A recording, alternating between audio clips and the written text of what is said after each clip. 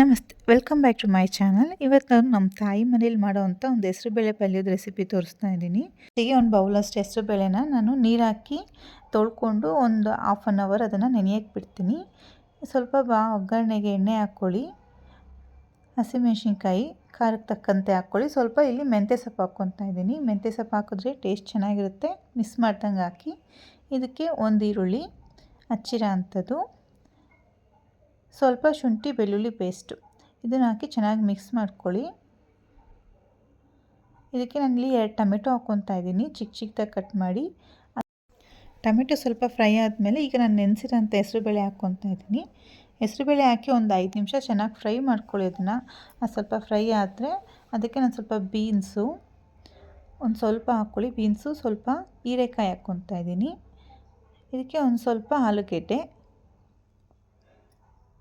ಆಮೇಲೆ ಒಂದು ಸ್ವಲ್ಪ ಬದನೆಕಾಯಿ, 2 ಬದನೆಕಾಯಿ ತೊಗೊಂಡಿದ್ದೀನಿ. ಬದನೆಕಾಯಿ ಆಪ್ಷನಲ್ಲು, ಹಾಕಿದ್ರೆ ಟೇಸ್ಟ್ ತುಂಬ ಚೆನ್ನಾಗಿರುತ್ತೆ. ಹಾಕಿ ಚೆನ್ನಾಗಿ ಮಿಕ್ಸ್ ಮಾಡ್ಕೊಳ್ಳಿ.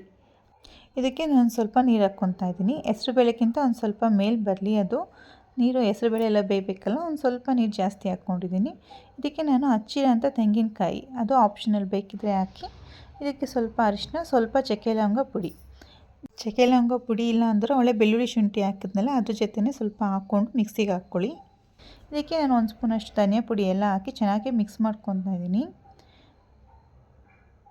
ಇದಕ್ಕೆ ನಾನು ಸ್ವಲ್ಪ ಇವಾಗ ತುರಿದಿರೋಂಥ ತೆಂಗಿನಕಾಯಿ ಹಾಕ್ಕೊತಾ ಇದ್ದೀನಿ. ಇದಕ್ಕೆ ಏನು ರುಬ್ಬೋದಿಲ್ಲ ನಾವು, ತುರಿದಿರೋಂಥ ತೆಂಗಿನಕಾಯಿ ಒಂದೇ ಹಾಕೋದು.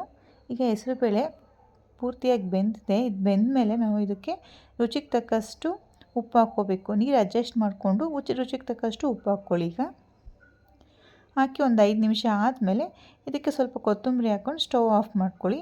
ಟೇಸ್ಟ್ ತುಂಬ ಚೆನ್ನಾಗಿರುತ್ತೆ. ಇದು ಚಪಾತಿ, ರುಬ್ಬಿರೋ ದೋಸೆಗೆ ಟೇಸ್ಟ್ ಕಾಂಬಿನೇಷನ್. ಆಮೇಲೆ ನೀರು ದೋಸೆ ಬರುತ್ತಲ್ಲ ಅದಕ್ಕೂ ಚೆನ್ನಾಗಿರುತ್ತೆ. ಎಲ್ಲ ಸಬ್ಸ್ಕ್ರೈಬ್ ಆಗಿಲ್ಲ, ಸಬ್ಸ್ಕ್ರೈಬ್ ಆಗಿ, ಲೈಕ್ ಮಾಡಿ, ಶೇರ್ ಮಾಡಿ.